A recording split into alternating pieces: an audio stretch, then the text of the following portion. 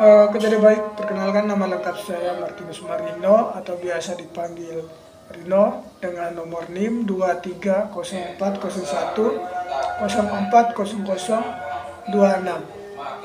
Jadi di sini saya akan menjelaskan perbandingan konsep kebangsaan versi Muhammad Yamin dan Prof. Supomo. Nah, tentunya konsep ini yang nanti akan saya bahas itu di dalam mata kuliah filsafat Pancasila yang diberikan oleh Pak Andri sebagai tugas UTS. Nah, untuk itu tanpa berlama-lama kita masuk pada poin-poin pembahasannya. Nah, yang pertama, konsep inti kebangsaan menurut Muhammad Yamin dalam risalah sidang BPUU PKI. Nah, Muhammad Yamin mengusulkan konsep inti kebangsaan yang menekankan 5 asas, yaitu perikebangsaan, kemanusiaan, ketuhanan, kerakyatan, dan kesejahteraan rakyat. Nah, inti pemikiran Muhammad Yamin itu dia lebih ke membangun negara Indonesia yang berdaulat berdasarkan persatuan, kemanusiaan, dan keadilan sosial dengan tetap mengakui ketuhanan dan demokrasi sebagai landasan bernegara. Nah, Yamin juga bertumpuk pada persatuan dan kesatuan bangsa yang didasarkan pada sejarah bangsa, hukum adat, kebudayaan, wilayah yang terbentang dari Sabang hingga Merauke. Nah, beliau menekankan pada kejayaan masa lalu kerajaan-kerajaan Nusantara sebagai landasan identitas. Nah, pada intinya Muhammad Yamin dia mengambil kerajaan-kerajaan Nusantara pada masa lalu itu sebagai sebuah identitas tersendiri dari bangsa Indonesia itu sendiri. Nah, selain itu, Yamin juga mengedepankan semangat gotong royong sebagai ciri khas bangsa Indonesia. Artinya apa? Bangsa Indonesia itu punya ciri khas tersendiri, sehingga kita tidak ingin meniru dari bangsa-bangsa lain. Indonesia punya ciri khas sendiri, yakni identitas yang sebagai mana mestinya itu. Pertanyaan kedua, konsep inti kebangsaan menurut Prof. Supomo dalam risalah sidang BPUU PKI. Nah, konsep inti kebangsaan Prof. Supomo lebih menekankan pada negara integralistik. Dalam pandangannya, negara merupakan suatu kesatuan organik di dalam individu dan merupakan golongan yang memiliki tempat dan fungsi masing-masing yang saling terkait dan harmonis. Nah, demikian dia dapat merumuskan, demikian dengan cara itu negara dapat mencapai kesejahteraan yang saling terkait di dalam kehidupan bersama. Nah, Supomo menolak individualisme liberal yang menekankan persatuan antara pemimpin dan rakyat serta keadilan sosial dalam kerangka negara kesatuan. Nah, ada 5 asas yang diajukan Supomo. Nah, yang pertama itu persatuan, kekeluargaan, keseimbangan lahir dan batin, musyawarah, keadilan rakyat. Negara menurut Supomo harus dibangun atas dasar kekeluargaan dan gotong royong, menghindari individualisme dan menekankan persatuan nasional. Nah, tentunya kenapa Supomo harus menghindari individualisme?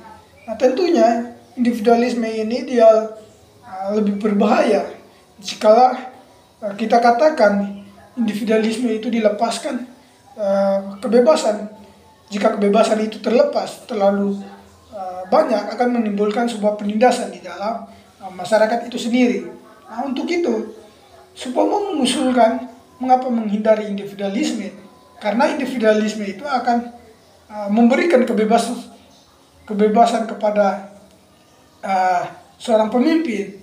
Dalam hal ini akan memunculkan penindasan-penindasan yang harus Supomo hindari, karena tentunya penindasan bangsa Indonesia pada masa itu yang dilakukan oleh bangsa Belanda itu karena bangsa Belanda diberikan kebebasan yang cukup untuk menindas rakyat Indonesia. Untuk itu Supomo harus menghindar individualisme itu sebagai konsep satu kesatuannya itu. Nah, pertanyaan yang berikut, jelaskan perbedaan antara kedua ide Supomo dan juga Prof. Muhammad Yamin. Prof. Supomo dan Muhammad Yamin. Nah, yang pertama adalah asas dan dasar kebangsaan. Yamin menekankan nasionalisme demokrasi dan Supomo menekankan persatuan dan kekeluargaan. Nah, itu dua asas dasar kebangsaan yang berbeda antara dua tokoh tersebut. Nah, lalu yang berikutnya hubungan agama dan kebangsaan. Nah, Yamin mengakui peran agama dalam negara. Supomo cenderung memisahkan unsur agama dan negara karena negara bersifat sekuler, namun tetap mengakui nilai ketuhanan. Nah, seperti begini, Yamin dia itu tetap mengakui peran agama dalam negara, namun Supomo itu dia cenderung memisahkan unsur agama dari negara, tetapi dia masih mengakui nilai-nilai di dalam ketuhanan. Itu. Pertanyaan yang ketiga, maaf, paham ideal atau ide dari kedua tokoh tersebut. Nah, Yamin lebih mengarah ke negara kebangsaan modern, Supomo ke negara integralistik yang menempatkan negara di atas individu. Jadi negara itu di atas segala individu. Jadi negara itu di atasnya individu-individu ini, sehingga negara mampu merangkum semua hak-hak individu ini tanpa menindas satu-satu. Itu. Yang berikutnya, pandangan tentang republik. Yamin lebih tegas mendukung republik, sedangkan Supomo lebih menekankan negara kesatuan dan integralistik. Gitu. Lalu pertanyaan yang terakhir adalah komentar kritis saya pada komparasi dari kedua tokoh tersebut. Nah, Muhammad Yamin dia menawarkan konsep yang lebih demokratis dan pluralis, menekankan pentingnya kebangsaan, kemanusiaan, dan demokrasi yang sejalan dengan kebangsaan-kebangsaan yang modern. Nah, tentunya konsep Yamin ini dia memberikan ruang yang lebih besar bagi kebebasan individu dan partisipasi rakyat. Sebaliknya, Supomo menolak hal itu karena dia lebih ke negara yang lebih di atas daripada individu, sedangkan Yamin tadi itu dia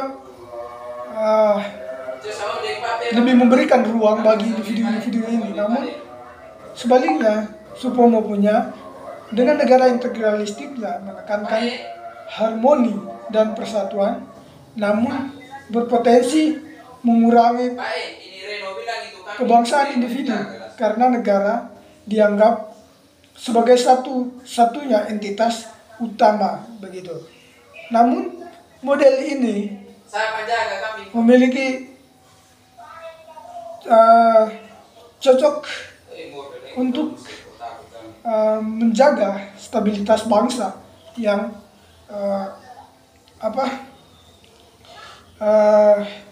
yang majemuk, tetapi rawan menimbulkan otoritarianisme jika tidak dibagi dengan perlindungan hak-hak individu. Nah, untuk itu memang benar Supomo punya konsep yang bagus dalam hal ini, mengutamakan negara di atas individu-individu ini. Namun seperti yang saya jelaskan tadi, jika itu akan menimbulkan otoritarianisme dari suatu negara, jika tidak ada di situ perlindungan dari hak-hak individu, karena itu akan dibatasi jika tidak dilindungi.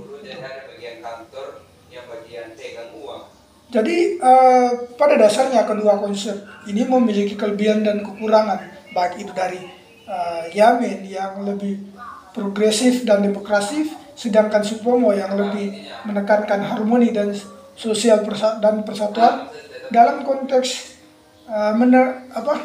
dalam konteks Indonesia yang pluralis.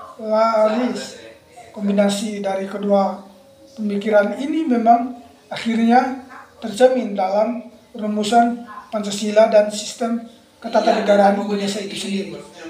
Jadi itu saja pembahasan dari saya. Terima kasih telah menonton video saya kali ini. Mohon maaf apabila dalam pembahasan ini ada kata yang kurang mengenakan atau ada kekurangan dari video ini. Saya mohon maaf sebesar-besarnya. Terima kasih. Wassalamualaikum warahmatullahi wabarakatuh.